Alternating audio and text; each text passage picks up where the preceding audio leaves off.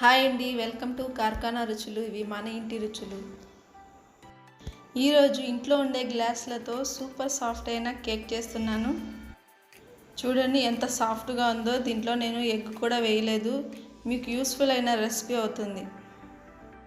దీనికి పెరుగు అవసరం లేదు, కేక్ మోల్డ్ కూడా అవసరం లేదు. ఇంట్లో ఉండే గ్లాస్తో త్వరగా చేసేసుకోవచ్చు.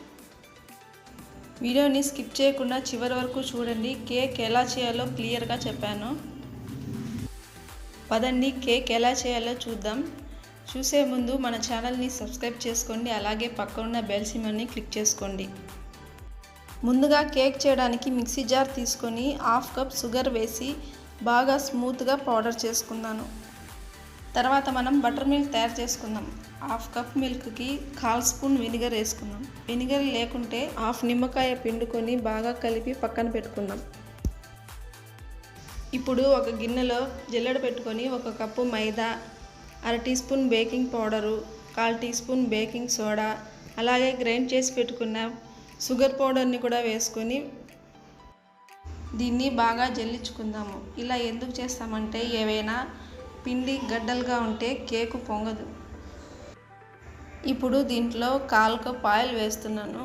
మీకు ఆయిల్ ఇష్టం లేకపోతే నెయ్యి కానీ బటర్ కానీ వేసుకోవచ్చు.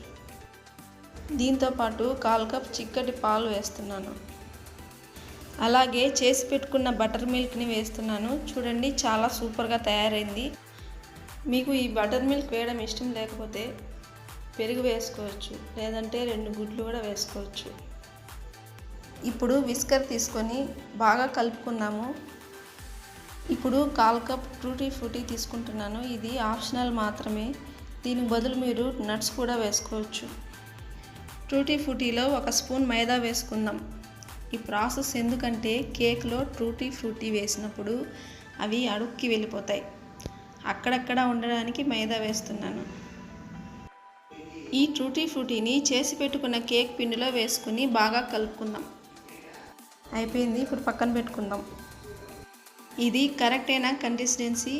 ఎక్కువ నీళ్ళు కనుక వేసుకుంటే కేక్ పొంగకుండా వస్తుంది. ఇప్పుడు ఒక గ్లాస్ తీసుకొని లోపల ఆయిల్ పూసుకొని పైన మైదా చల్లుకుందాం. ఇప్పుడు నేను చేసి పెట్టుకున్న కేక్ పిండిని ఈ గ్లాస్లో 1/4 కప్ వేసుకుంటున్నా. ఎక్కువ కనుక వేసుకుంటే కేక్ పొంగినప్పుడు మొత్తం బయటకు వచ్చేస్తుంది. కాబట్టి 1/4 కప్ వేసుకుంటే సరిపోతుంది.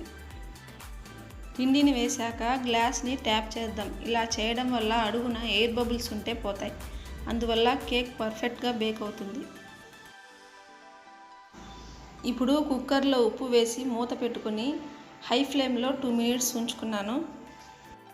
ఇప్పుడు ఉప్పు పైన స్టాండ్ పెట్టుకొని దానిపైన ఒక ప్లేట్ పెట్టుకొని దానిపైన పిండి వేసి ఉంచుకున్న గ్లాసులను పెట్టుకుందాం. దీన్ని మూత పెట్టుకొని లో ఫ్లేమ్లో 30 నుంచి 40 నిమిషాలు బేక్ చేసుకుందాం.